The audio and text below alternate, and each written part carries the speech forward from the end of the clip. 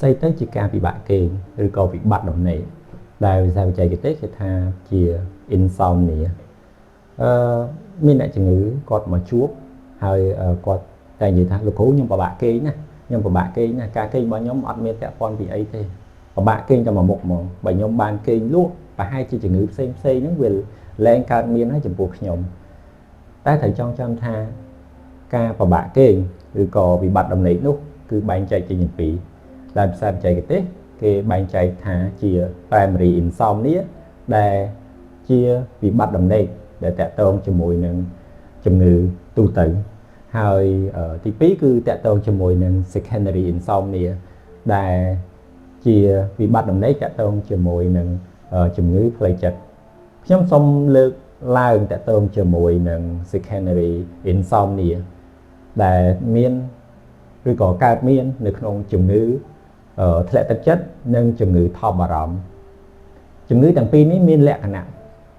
ខុសគ្នាដែរដែលយើងអាចបែងចែកបានតកតងជាមួយនឹងវិបត្តិដំណេកបើវិបត្តិដំណេកកើតមាននៅក្នុងជំងឺធ្លាក់ទឹកចិត្តឬក៏ depression ហ្នឹងវិបត្តិដំណេកហ្នឹងគឺកើតមាននៅពេលទាភ្លឺឧទាហរណ៍មានអ្នកជំងឺគាត់ចូលមកគាត់ថាគាត់អាចគេងបានពីប្រឡប់ប៉ុន្តែ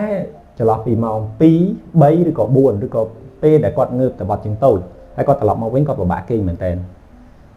អាហ្នឹងក៏ជាកត្តាមួយដែលធ្វើឲ្យគាត់កើតមានឬក៏ក្រោកឡើងមុនពេល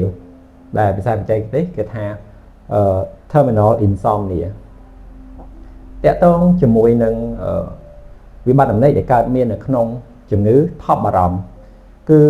ការគេងរបស់គាត់ហ្នឹងគឺគេងអត់លក់ទេនៅពេលដើមប្រឡប់បើន័យថាពេលចូលគេងនេះគឺគេអត់លក់ទេព្រោះការគិតរបស់គាត់ហ្នឹងគឺចាប់ផ្ដើមគិតច្បោកច្បល់ច្រើនដែលភាសាបច្ចេកទេសគេហៅ racing thought ហើយដែលការគិតច្បោកច្បល់ច្រើនហ្នឹងក៏ធ្វើឲ្យប្រព័ន្ធប្រសាទរបស់គាត់ហ្នឹងគឺដំណើរការរហូតហើយការដំណើរការរហូតនេះហើយបានវាបញ្ជាចុះមកក្រោមគឺបញ្ជាទៅលើបេះដូងឲ្យដំណើរការដើរញាប់